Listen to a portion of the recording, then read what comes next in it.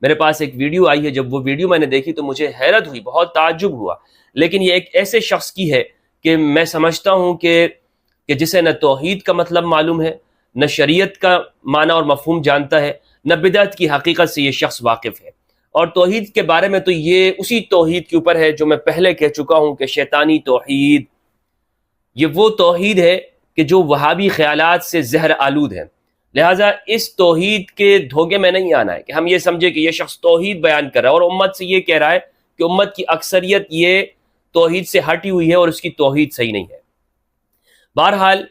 آج ہم انشاءاللہ عز و جل قرآن مجید کی طرف آئیں گے اور ان لوگوں کو بھی قرآن مجید کی طرف لانے کی کوشش کریں گے کہ قرآن کی طرف آؤ۔ اگر یہ کہتے ہیں کہ بابے کچھ نہیں ہے تو بہت اچھی بات ہے،